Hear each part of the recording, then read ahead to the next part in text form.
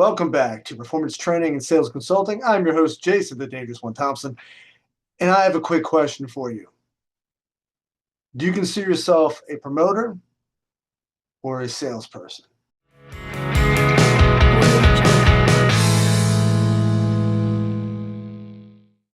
I talk incessantly about the difference between selling and trying to promote yourself. Selling isn't telling. And I had a great example of this a few days ago. I was at the gym, and as gyms sometimes do, they had booths set up so that outside vendors could come in and advertise for them and have a joint venture with the gym. So they're at the health club, and it's an energy drink company, and they're set up. And one of the gym salespeople is bringing one of the members over and to talk to them about the energy drinks, and just hands them over to, I guess, the promoter.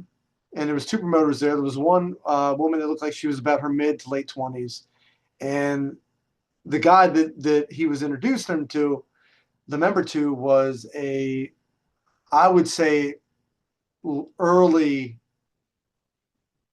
20s, maybe even late teens, very young, as these promoters typically are by these brands that hire them, that contract them out.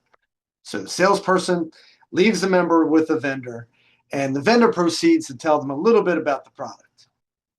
The young guy proceeds to start feature dumping about the energy drink. The energy drink has these ingredients, blah, blah, blah. It's this and that. This is how much it costs, blah, blah, blah. Okay, just feature dump, like immediately, bam, bam, bam. Now you know me. I'm going to listen to people throw their pitch. I'm going to see what kind of salesperson they are, if they know what they're doing. I'm going to eavesdrop. I'm not going to, jump in or make anybody embarrassed, but I'm always going to be listening.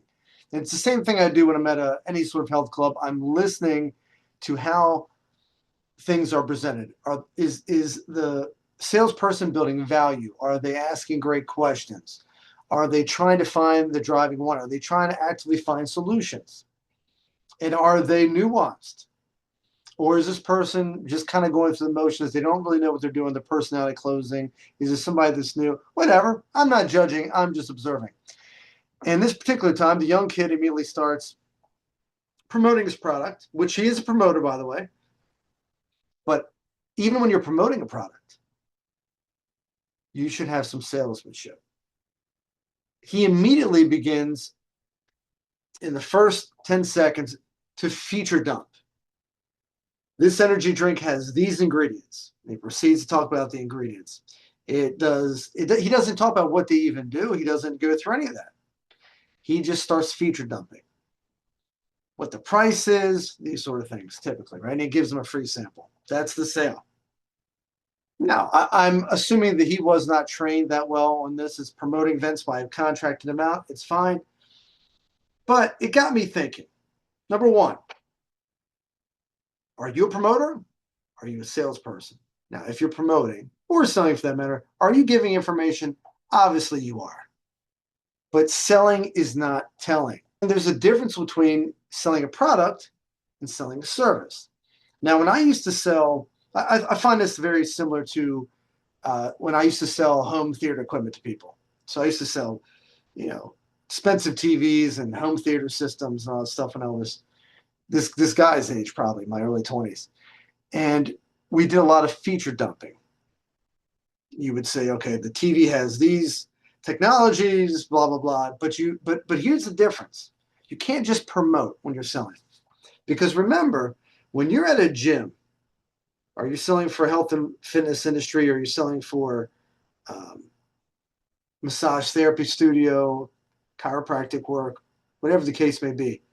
They're not walking out with a TV. They're not walking out with a car, or the new car smell. They're walking out with hopes and dreams and the potential, if they put in the hard work and the commitment, to a better body, better life, better lifestyle, better health. There's a lot you can sell there, but you're selling the abstract. You're not selling a tangible thing. And you're also going to have to build that emotion and a lot of value without too much feature dumping. When I was selling home entertainment, I did an awful lot about talking about technology and what the features were, of the TVs and the sound systems and all that. And it was fine. I promoted it. I was telling more. I was giving more information. And I also have to do that when I'm selling health and fitness or health and wellness. But I'm still asking a lot of questions. So for example, if that were me selling or promoting this energy drink, the difference is I would have tied what the energy drink does, and I wouldn't have just started by feature dumping. What I would have done is get to know the person a little bit, build a little bit of rapport, make a joke, what have you. But I would have always started with what? Selling isn't telling. Selling is about inquiring. I want to know about this person, what makes them tick, anything for that matter. Mrs. Smith, do you find that you have a lot of energy coming from the job? Do you typically come in during the evenings? Do you have a lot of energy when you come in? How do you feel your workouts? From a scale from 1 to 10, how energetic are you consistently when you come into the health club? Most people are not, correct? It might be something as simple as, have you ever tried the energy drink before? What do you think about energy drinks? What are your workouts like? Tell me a little bit about your workouts. Do you do a lot of cardio? How do you structure your workouts? Do you take anything prior to you come in? Do you take pre-workouts? Do you hydrate during your workouts? What do you do after your workouts? I want to know everything about the workouts, everything about what they're trying to accomplish. What are your fitness goals? Do you feel like you would get more out of your workouts and get more results out of your workouts if you had more energy to push through another set or so? Do you think you'd enjoy your workouts more? Maybe that you would be a little more consistent if you felt like you had energy to actually do it? Do you feel like if you were coming off of work and you were exhausted, and that little tiny you appears on your shoulder and you starting to wind down and you're looking for every excuse to talk yourself out of that workout, and you've only done one workout this week and you just started back to work, and again, what are the odds that you're going to stick with it if you don't have energy? There's all sorts of things we can do there. But my point is, selling isn't telling. We're not just promoting. Even if it's something as simple as promoting an energy drink, we're always going to be asking questions and get to know the person. Remember, just like poker, we're not playing the hand.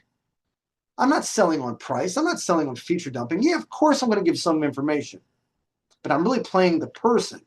I'm trying to get a connection with the person. I'm trying to understand where they're coming from. And then this is the key thing when selling a product or service or promoting something, as opposed to, well, regardless, you're still going to do this. We want to tie, if you're going to feature dump a little bit and give information, which of course we're going to do a little bit of that, we're just going to prioritize getting to know the person and asking great questions and building value. But if we're going to feature jump, when we do that, we always want to tie whatever feature that we're trying to promote to the results they're trying to get. Now, how are we going to figure out what results they need or what solutions they need? By asking great questions. So, for example, if they're having a hard time with energy, what is going to be the solution? Okay, well, this has this, and this ingredient. Mountain Energy drink gives you this much energy because it has this ingredient, and then you tie it to their goal. This is why the pre-performance works. This is going to give you 20% more performance in your workout. How's that going to feel? And we have this for your post-workout, whatever the case may be. But you tie it to the workout and you tie it to that emotion. What does it feel like? Do you feel tired when you come in? Okay, you're making them feel that emotion of frustration maybe when they come in, or just contempt for the workout, for the potential workout. And then you're finding them a solution and giving them and offering them a better emotion, which is elation, enthusiasm. Of course, maybe they want to work out now. And we're not talking anything about price, as we typically don't do. We build the value first, then we offer the price or wait until they ask buying questions. But the point is, guys, we must ask questions. And by the way, I'm going to be saving you a lot of time, because you must first understand, are we going to save ourselves a lot of time if they're not qualified? Remember the old sell me this pen routine? Remember that? And when they just start trying to push and promote without asking questions, this ties into that video. If you haven't seen that video on my YouTube site, go to that video. This will play perfectly into that. Sell me this pen. They always, a rookie, amateur salesperson will always try to promote and push that pen when they should be seeing if they even qualify first. Have you ever used pens before? What's your favorite pen? How often do you write? I mean, just qualify them first. See if they're even in the market for your product or service. Now, in this case, the energy drink was being promoted or sold where? At a health club. So of course, it's going to probably be qualified right there, of course, right? But we still want to engage our prospect. We want to build a little rapport, whether that's through some jokes or getting to know them. And then we want to start asking questions, not just ask questions, but to find solutions and tie those solutions with the features of our product and service, and tie it to their emotions and build excitement and therefore build value. All right. Does that make sense? Check out the other videos, some of this pen, it all ties in. If you have any questions, guys, if you are a personal trainer, if you are a massage therapist, if you are an owner of a health club, if you're a fitness professional in any way, shape, or form, and you would like to work with me, the one-on-one, or if you're interested in my actual course, performance sales course, then please reach out to me. You can reach me at this somewhere here. I'll put it here somewhere.